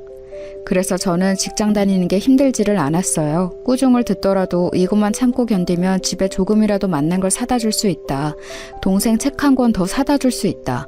아픈 아버지 파스라도 하나 더 사드릴 수 있다. 그런 생각으로 살았으니까요. 정말 어찌나 직장 자체가 고마웠는지 몰라요. 그리고 사촌 오빠가 법무사로 합동 사무실에 들어간 거라 거기 따라 들어간 저도 일 자체가 깔끔했어요. 사람들도 제가 사촌 오빠하고 친척이라는 걸 알았기 때문에 저한테 잘해주시는 면도 있었고요. 그렇게 직장에 다니다 보니 한 5년 뒤쯤 결혼을 생각하게 되었죠. 한 사무실에서 일하던 사람인데 법무사는 아니고 그냥 일 처리해주는 사무직 직원쯤 되는 사람이었어요. 직원이라고 해야 할지 아르바이트라고 해야 할지 저보다 늦게 들어와서 직급은 낮았었지요. 나름대로 제가 빨리 들어가서 일을 열심히 한 터라 사무실 분들이 저한테 직급을 달아주셨거든요. 그래서 제가 20 중반에 벌써 대리직함을 달고 있었죠. 제가 돈을 그럭저럭 벌기 시작한 뒤 1년 뒤에는 아버지가 다치셔서 건설 현장직을 그만두시고 고물을 주어서 집안 경제에 보태고 계셨어요. 그래도 제가 대리인지라 돈이 많이 쪼들리지는 않았죠. 그 사람은 계약직으로 좀 불안정한 위치긴 했지만 그래도 나름 성실하게 일을 해주어서 가까워지기 시작했어요. 둘이 같이 사무실에 남아서 같은 일을 함께 나눠서 하다 보니 심리적으로도 가까워졌고 점점 더 호감이 쌓여서 결국 결혼까지 가게 되었죠. 사촌 오빠는 어쩐지 그 사람을 그리 좋아하지 않는 것 같았지만 제가 좋다고 하니까 별말 없이 그러냐고만 했어요. 아버지야 제가 좋다는 사람이면 거의 무조건 좋다면서 오케이 하시는 분이었고요. 사무실 사람들 축하를 한껏 받으면서 결혼한 후 남편은 직장을 옮겼어요. 아내하고 같은 사무실, 게다가 아내가 직급이 높은 곳에서 일하는 게 조금 어색하다는 이유에서였지요. 그리고 나서 얼마 있지 않아 제가 임신했고 남편은 제게 직장을 그만두는 게 어떠냐는 제의를 해왔어요. 내가 직장 그만두면 우리 벌이가 괜찮을까? 우리 애 태어나면 돈 많이 들어갈 텐데. 상관없어. 야, 내가 우리 가족도 못 먹여 살린 남자 같아? 네가 직급 잠깐 높았다고 나 무시하지 마. 남편은 장난스럽게 말하기는 했지만 자기 무시하지 말라면서 저한테 퉁박을 주고는 했죠. 원래부터 자기가 저보다 직급이 낮았던 것을 그리 좋아하지 않았던 터라 저는 그럴 때면 얌전히 입을 다물고는 했어요. 굳이 집안에 분란을 일으키는 게 좋지 않을 것 같기도 했거든요. 저는 아버지와 어머니가 워낙 금술이 좋으셨기도 해서 부부간에는 목소리도 높이지 않는 거라고 생각하고 있었어요. 그래서 남편의 말을 따라서 사무실도 그만 나가게 되었습니다. 사촌 오빠는 상당히 걱정하는 눈치였지만 그래도 별말은 하지 않은 채 무슨 일 있으면 꼭 오빠한테 연락하라는 말 한마디만 했죠. 뭐 다 좋았습니다. 남편은 그래도 작은 직장이라도 다니고 있었고 저는 임신해서 몇 개월 뒤면 아이를 낳을 상태였으니까요. 그런데 문제는 따로 있었습니다. 남편이 이제 돈을 모아야겠다. 월세 아끼자면서 시댁하고 합가를 하자고 했거든요. 저는 그게 정말로 끔찍하게 싫었는데도 말이죠. 저희 시댁은 시어머니하고 시누이가 있었습니다. 시어머니는 굉장히 욕심이 많다고 해야 할까요? 뭔가 자식들한테 바라는 게 많은 사람이었어요. 시누이는 새침해서 말이 없고 속도 모르겠는 사람이었고요. 시아버지는 일찌감치 돌아가셔서 시어머니가 기르셨다는데 그래서인지 남편도 시어머니 말을 너무 잘 들었어요. 이번 합가 역시도 시어머니가 뭐하러 따로 사냐고 어차피 애도 나올 건데 들어와 살라고 해서 벌어진 일이었죠. 합가 이야기가 나온 날 처음으로 남편하고 싸웠습니다. 왜 합가처럼 중요한 일을 나하고 상의도 없이 정하냐고 화를 냈더니 남편은 어디서 여편녀가 남편한테 덤비고 말대꾸를 하냐고 화를 내더라고요. 저는 그동안 싸우기 싫어서 말대꾸를 안 한 거지 남편이 한일 같아서 안 한 건 아니었습니다. 그래서 그날 정말 대판 싸우게 되었죠. 남편은 그동안 얌전한 줄 알았던 제가 그렇게 들이받으면서 싸우자고 덤비니까 좀 놀랐던 모양이에요. 합가가 그렇게 싫으냐고 하면서 그래도 자기 어머니가 아이 봐줄 거니까 훨씬 낫지 않냐고 저를 살살 구슬렸지요. 저는 정말 들은 척도 하고 싶지 않았는데 사실 생각해보니까 제가 친정 어머니도 없는 상황에서 아이를 낳으며 기댈 수 있는 곳이 시어머니밖에 없는 거예요. 가만히 고민해보니까 아무래도 시어머니가 애를 봐주시기는 해야 할 것 같아서 어쩔 수 없이 남편 말을 따라서 합가를 하게 되었죠. 예, 그런데 정말 실수였습니다. 아마 결혼하신 분들은 다들 아시겠죠? 시댁에 합가해서 사는 게 어떤 의미인지요. 하지만 저는 그때 너무 어렸고 제대로 결혼 생활이라는 것에 대해서 알기도 전이라서 감도 잡지 못했어요. 미리 알았다면 절대 합가하지 않았을 거예요. 저희는 혼수로 마련했던 가구들을 시댁으로 전부 가지고 들어갔습니다. 시댁은 단독주택이었는데 다행히도 아파트보다는 넓었어요. 방은 4개였고 그중 하나가 저희가 살기로 했습니다. 또 하나는 시누이, 또 하나는 안방이었고 나머지 하나는 창고방이었어요. 그런데 아무리 방이 넓어도 거기다가 TV나 냉장고를 놓을 수는 없잖아요. 그래서 저희는 저희 방에 침대만 넣어두고 TV는 거실에, 냉장고는 부엌으로 가져다 놓았습니다. 시댁의 낡은 냉장고 옆에 저희 새 냉장고가 들어서니까 부엌이 엄청 좁아지더라고요. 시어머니는 댁에서 원래 쓰던 냉장고는 버릴 생각이 없다면서 네 혼수 살림 내가 빼앗아 쓰지 않을 테니 안심해라 라면서 말씀하셨죠. 그런데 그 말투가 너무 비웃는 것 같다고 해야 할지 비꼬는 것 같다고 해야 할지 별로 좋은 느낌이 아니었어요. 원래도 시어머니 인상이 좋지는 않았어요. 상견례 때부터 이미 저한테 시어머니한테는 한 달에 용돈을 기본 50만 원 이상을 줘야 하는 거라고 설교를 하시지 않나. 원래 시집 올 때는 시댁에 가져올 선물도 혼수만큼 가져와야 하는 거라고 말씀하시질 않나. 저희 집이 사정이 좋지 않아 그저 잘 봐달라는 뜻으로 아버지가 문제 삼고 넘어가지 않으셨는데 말이죠. 저희가 합가한 이후에 이런 성향이 더 심해지면 심해졌지 덜해지지는 않았어요. 애초에 합가한 것 자체가 시어머니 주장에 따른 거더라고요. 시어머니는 따로 살면 돈만 더 든다고 차라리 합가해서 살면서 그 돈을 자기한테 달라고 하셨고요. 게다가 자기 아들이 며느리 남편이 되어서 마치 빼앗긴 것 같아 기분 나쁘다며 자기 옆에 두고 내 아들도 아들로 두고 며느리도 자기 딸처럼 데리고 있고 싶다고 하셨는데 당연히 어느 시어머니가 며느리를 자기 딸처럼 데리고 있을까요? 노예만 아니면 다행이죠. 게다가 제가 일을 그만둔 게 아주 좋은 먹잇감이 되었어요. 시어머니는 집에서 있는 가정주부가 대체 뭐 하는 거냐, 너 집안일 처음부터 다시 배워야 한다면서 저를 구박하기 시작하셨습니다. 제가 어릴 때부터 동생 챙기면서 일하던 터라 집안일을 아주 못하진 않았어요. 물론 몇십 년 경력의 가정주부인 시어머니가 보시기에는 좀 모자란 면이 있을 수 있었겠죠. 하지만 그렇게까지 저를 타박하고 화를 내실 정도는 아니었을 텐데 저한테 그렇게 화를 내고 꾸짖으셨어요. 처음부터 끝까지 그랬었죠. 냉장고에 음식 재료를 손질해서 보관하는 법부터 설거지한 그릇을 엎어놓는 방향까지 잔소리를 하셨어요. 그런 식으로 하면 재료가 금방 상한다느니, 과일은 그렇게까지 씻을 필요 없다느니, 설거지 그릇은 닦아서 바로 물기 말려 넣어둬야 한다느니. 아니, 그렇게 하지 않아도 저희 집안일 제대로 돌아갔었거든요. 하지만 합가해서 시댁에 신세지고 있으니 너는 내 말에 따라야 한다는 듯한 말투셨어요. 사실 제가 합가하고 싶어서 한 게 아니라 시어머니 말을 따른 것뿐이었거든요. 제가 직장 그만두고서 남편 외벌이라 돈이 좀 모자라기는 했어도 살려면 살 수 있는 상황이었어요. 그런데 시어머니가 합가를 하자마자 그런 식으로 나오시니까 제가 너무 스트레스를 받았습니다. 시어머니는 제가 임신을 한 상태든 아닌든 상관없다는 투로 저한테 집안일을 시키고 구박을 하셨었지요. 남편한테 하소연을 해봐도 듣기만 할 뿐 결국 결론은 네가 참아라 여서 더 화만 날 뿐이었어요. 남편은 이제 결혼해서 제가 임신까지 했으니 어쩔 거냐는 듯한 태도여서 더 분노가 속에 쌓였죠. 그렇다고 친정에 말할 수도 없었어요. 친정아버지는 고물을 주워다가 집안에 보태고 계셨고 동생은 역시 사촌오빠가 소개해준 일자리에 들어가서 일을 막 배우고 있는 참이었고요. 두 사람은 자기 삶을 꾸리기에도 바쁜 터라 제가 뭐라고 걱정을 더 보탤 수가 없었죠. 친정어머니라도 계시다면 제가 조금 더 이야기를 하기 수월했겠지만 어머니는 돌아가신 지 오래되었으니 뭐 어쩔 도리가 없었거든요. 사실 합가를 했다고 해서 돈이 덜 드는 것도 아니었어요. 시어머니는 함께 사니까 당연히 시장도 제가 봐와야 한다고 주장하셨고 생활비도 내놔야 한다고 하시더군요. 한 달에 5, 60만 원씩 생돈으로 시어머니께 드리고 게다가 기타 시장을 보는 돈도 전부 남편 월급에서 나가니까 이건 따로 살 때나 합가해서 살 때나 생활비는 거의 비슷하게 들어갔어요. 어차피 월세도 시어머니께 드리는 만큼 들어갔으니까요. 그런데 저는 스트레스를 몇 배로 받고 도리어 생활의 질은 뚝뚝 떨어져 갔죠. 시어머니만 문제였던 것은 아니었습니다. 시누이는 새침하고 처음에는 아예 저하고 얼굴을 제대로 볼 생각도 하지 않았어요. 시누이는 대학에서 공부하는 사람이었고 고졸에 불과한 제가 상당히 바보 같아 보였던 것 같습니다. 남편도 고졸이기는 했는데 그래서인지 시누이한테 쩔쩔맸어요. 집안에서 시누이가 굉장히 똑똑한 사람이고 남편하고 시어머니는 시누이 말이며 다 맞는 줄 알고 껌뻑 주는 역할이었던 거였죠. 사실 뭐 아는 건 많은 것 같았어요. TV 보다가 하는 말도 참 유식한 게 많았고 시어머니나 저 남편하고는 말투부터 좀 다르기는 했거든요. 그런데 문제는 대학 졸업할 나이가 지났는데도 여전히 휴학 상태였다는 거였어요. 우울증이라나 뭐라나 공부는 하고 싶지 않지만 그래도 대학을 그만둘 수는 없다면서 휴학을 반년했다가 1년으로 늘렸다가 복학했다가 다시 휴학했다가 그걸 반복하는 중이었죠.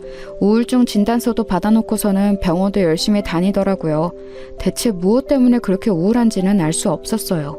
저처럼 어려운 환경에서 고등학교 졸업하자마자 일터로 달려나간 사람도 있는데 시누이는 집이 그리 잘 사는 건 아니었어도 대학까지 다니면서 꽤 여유롭게 살았는데 말이죠.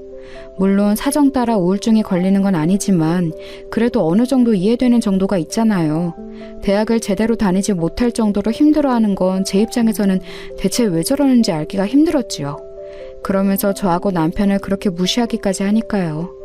그러면서 시누이는 결혼 후에 졸업하겠다면서 결혼 준비 중이었어요. 우울증 치료한다고 갔던 병원에서 만난 남자라던데 그쪽 남자네 집도 그리 넉넉하지는 않아서 결혼식도 작게 빨리 치르고 싶다고 하더군요. 남자가 학력은 높은데 경제적인 여유는 없고 시누이하고 빨리 결혼은 하고 싶고 그래서 그냥 자기 사는 집에 들어와서 살자고 한다더군요. 시누이는 그 남자네 집하고 시댁하고로 왔다 갔다 하면서 남자랑 반동거 상태로 지내고 있었어요. 결혼식을 하게 될지 그냥 혼인신고만 하고 살지 고민하는 중이었죠. 그런데 그러던 중 임신 6개월 되었을 때쯤이었어요. 하루는 시어머니가 제가 시장에서 사온 채소 관련으로 저를 엄청나게 혼내셨거든요. 질 좋지 않은 채소를 사왔다고요. 아직도 채소 고르는 법도 모르냐면서 혼내시는데 그날 이상하게 몸도 좋지 않고 열도 올랐던 터라 시어머니 말이 제대로 들리지도 않았어요. 빨리 누워서 쉬고 싶은데 세워놓고서 채소 관련 꾸중만 거의 30분을 하고 있으니까 거의 머릿속이 어질어질해서 견딜 수가 없었죠. 그러다가 눈앞이 휙 돌더라고요. 어지러워서 똑바로 서 있을 수가 없는데 앞에는 시어머니 계속해서 저한테 뭐라고 하고 정신을 차릴 수가 없었어요. 너 똑바로 서! 엄살 부리지 말고! 시애미가 우습게 보이니? 제가 휘청거리자 시어머니가 소리를 지르셨어요. 저는 정말로 엄살이 아닌데 엄살 부리지 말라면서 계속해서 큰 소리를 내셨죠. 머리는 울리고 눈앞은 돌고 그러다가 제가 쓰러졌어요. 저도 쓰러지면서 정신을 잃었기 때문에 정확히 제가 어떻게 되었는지는 알지 못합니다. 그런데 눈을 감았다가 뜨니 병원이더라고요. 처음에는 흰 천장만 보여서 제가 어떻게 되었는지도 몰랐어요. 어머님? 이게 대체... 너 어지러우면 빨리 말을 했어야지. 나만 나쁜 사람을 만들고. 시야에 나타난 시어머니가 대뜸 저한테 화를 내기 시작했습니다.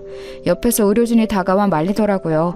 그러더니 안타깝다는 얼굴로 이것저것 저한테 물어보고 체크를 하더니 제가 유산했음을 알려왔습니다. 순간 정신이 멍하더군요. 저는 결혼 생활이 행복하지 않았지만 그래도 제가 곧 아이를 낳으면 그 예쁜 아이를 제 품에 안고 기를 생각으로 참고 지내고 있었어요. 저는 정상적인 가정에서 제 아이를 행복하게 해주고 싶었거든요.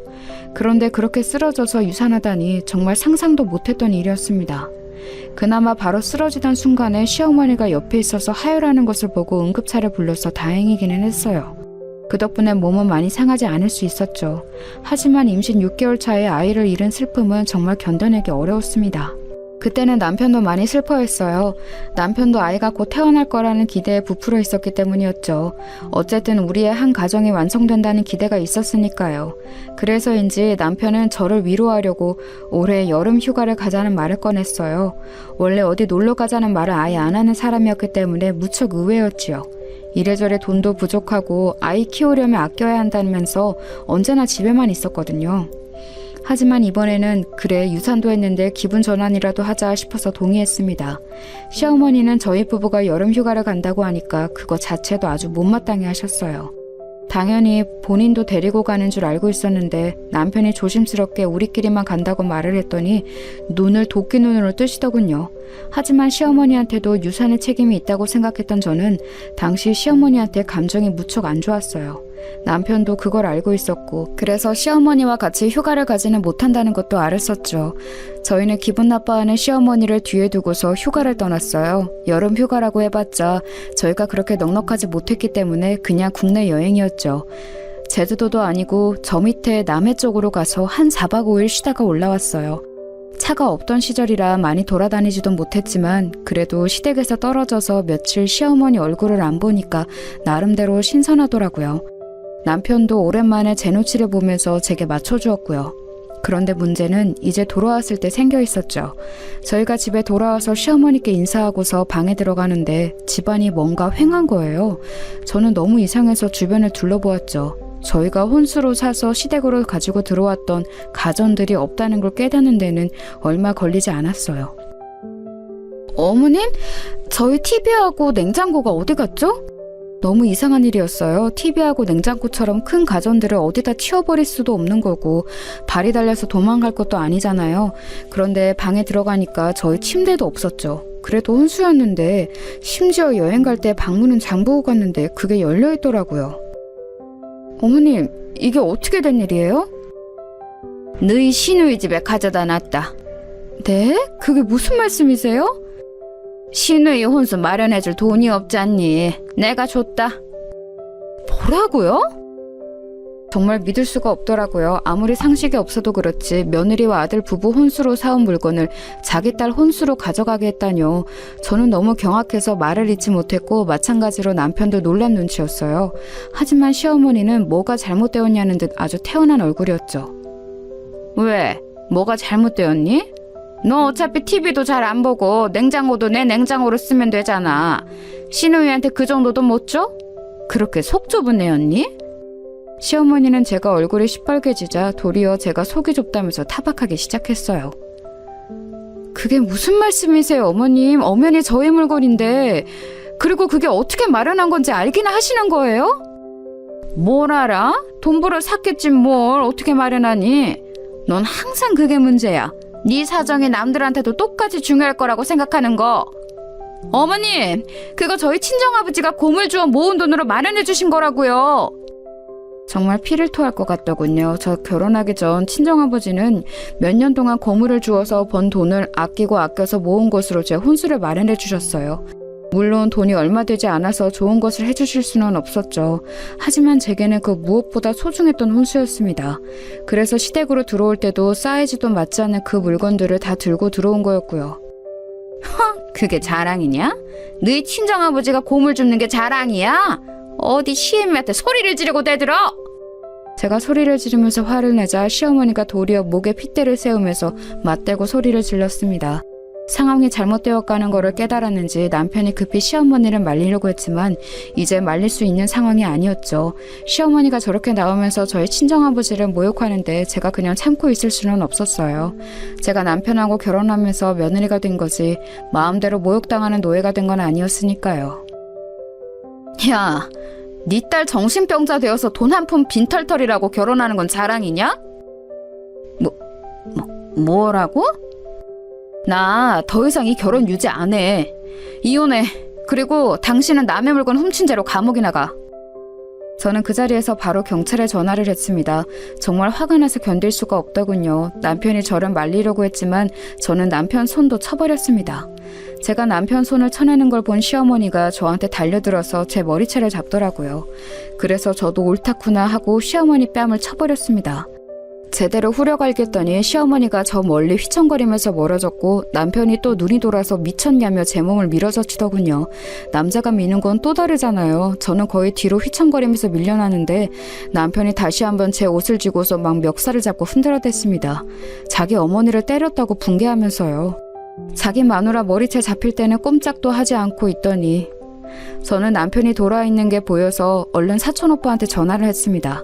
저희 아버지는 이제 편찮으시고 몸도 약하셔서 이런 상황에 부를 수 없었고 사촌오빠는 곤란한 일이 생기면 언제든지 전화 연락을 하라고 했으니까요. 오빠, 지금 저희 집으로 와주세요. 남편이 저 때려요. 그래? 알았다. 몸 조심하고 기다려. 사촌오빠는 제가 막 뱉어낸 말에도 앞뒤 설명을 요구하지 않고 곧장 짧게 대답하더니 전화를 끊었죠. 그 사이에 벨이 울렸고 제가 뛰어나가서 문을 열었어요.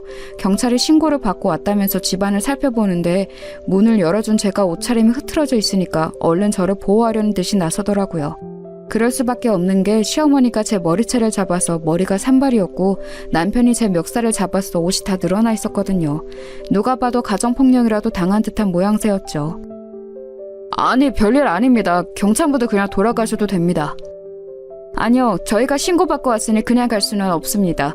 그리고 이 여성분 지금 좀 위험한 상황이셨던 것 같은데요. 신고하신 분이 누구시죠? 저예요. 잘 찾아오셨어요. 저 좀 보호해주세요. 저는 얼른 경찰들 뒤로 숨었습니다. 졸지에 가정폭력범으로 몰리게 된 남편과 시어머니가 난처한 얼굴이 되었죠. 아니, 가정폭력범으로 몰리는 게 아니라 그냥 그거였어요.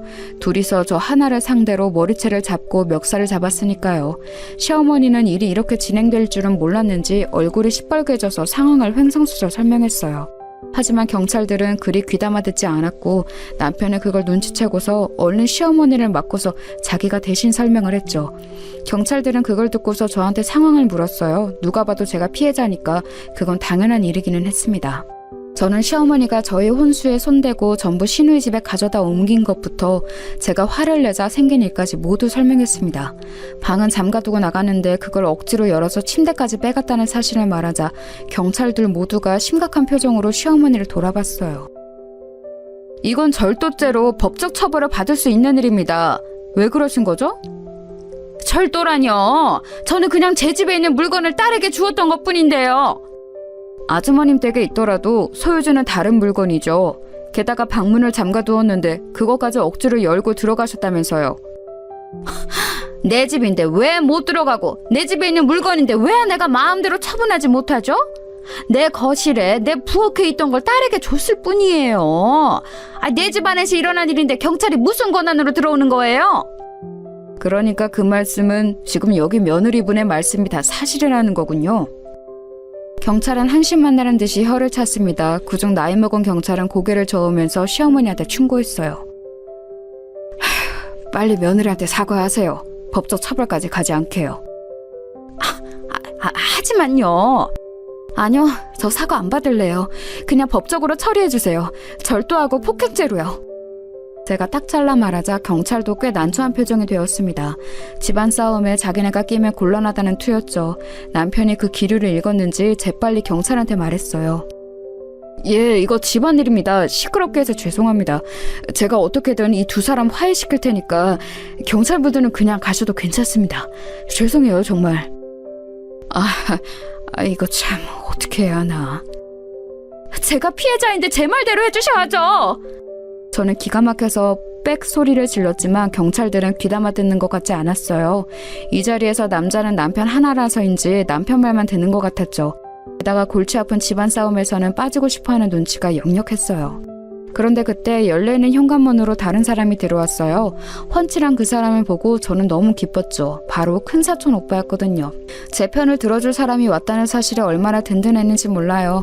사촌 오빠는 경찰들과 남편, 시어머니를 보고서 제 흐트러진 차림새를 보더니 곧장 얼굴이 험악해졌습니다. 사촌 오빠는 다가와서 경찰들한테 명함을 주고서 자기소개를 했어요. 예, 사촌 오빠입니다. 무슨 일이 벌어졌다고 도움청에서 급하게 왔는데 어떻게 된 상황이죠? 법무사라고 적힌 명함을 받아든 경찰들은 좀 당혹스러워하더라고요.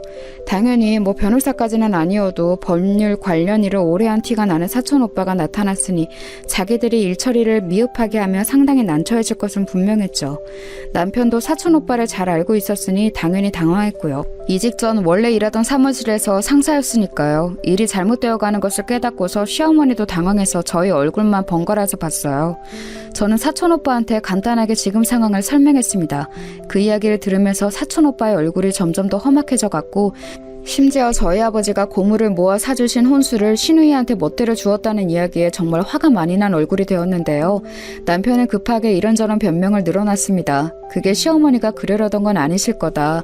정말 신우이한테 혼수 사줄 돈이 없었다. 저희 사정 아시지 않느냐. 참 말이 많았죠. 하지만 사촌오빠는 그런 남편을 거들떠도 보지 않고 경찰들한테 집중했어요. 법대로 처리해 주실 거죠? 다른 건 바라지 않습니다. 아, 물론이죠. 물론입니다. 참고인 조사에서 절도죄하고 폭행죄 검토하겠습니다. 감사합니다.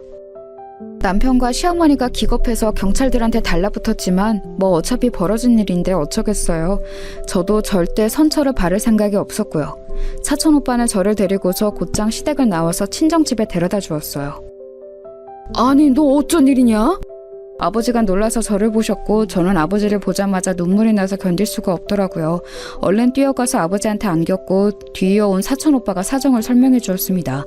애초에 제가 유산했던 것을 알았을 때부터 아버지는 화가 많이 나셨었는데 이런 일이 생기고 나니 이제 아예 갈라서라고 펄펄 뛰시더라고요. 그로부터 며칠 뒤 남편이 초췌해진 얼굴로 찾아왔습니다. 경찰 조사를 받아야 한다는 사실 때문인지 얼굴이 아주 피폐해졌더라고요. 친정집 앞으로 찾아온 남편은 저한테 결국 고개를 숙였습니다. 여보, 미안해. 어머니도 미안하다고 전해달라고 하셨어. 어떻게 안 될까? 이건 절도죄라서 내가 뭘 어떻게 해줄 수가 없어. 그리고 내가 왜? 뭘 어떻게 할까? 바라는 건 다 해줄게. 남편의 기가 죽은 얼굴로 말했습니다. 저는 그 얼굴을 바라보다가 대답했죠. 합의는 해줄게. 그럼 판결 시에 참작되겠지. 대신 이혼하고 돈으로 보상해. 이혼? 꼭 그렇게까지 해야겠어? 그럼? 내가 이 상황에 당신하고 계속 같이 살고 싶을 것 같아? 제가 그렇게 쏘아붙이자 남편은 결국 고개를 숙였습니다. 저희 친정집 창문으로 아버지가 험상궂은 얼굴로 내다보고 계셨고 이제 더 이상 저를 설득할 수 없다고 느꼈던 것 같아요. 그때 이혼을 결정하고 결국 합의혼을 한 뒤에 시어머니가 가져간 혼수를 돈으로 보상까지 받고 절도와 폭행건에 대해서도 바라는 대로 합의하고 선처해달라고 했습니다. 결국 그렇게 해서 그 징그러운 집안하고 헤어지게 되었어요. 개인적으로는 아주 깔끔하게 잘 헤어졌다고 생각합니다. 저는 그래서 지금 친정집에서 살면서 다시 사무실에 나가고 있어요. 사촌오빠가 잘했다면서 사무실에 다시 나오라고 자리를 마련해줬거든요. 요즘 세상에는 결혼 안 하고 사는 것도 괜찮겠다 싶어서 현재 생활에 만족하고 있어요. 여러분도 만약 남편이나 시댁이 선을 넘는다면 참지 말고 떨쳐내고 나오시는 걸 생각해보세요. 다른 인생이 기다리고 있을지도 모르니까요.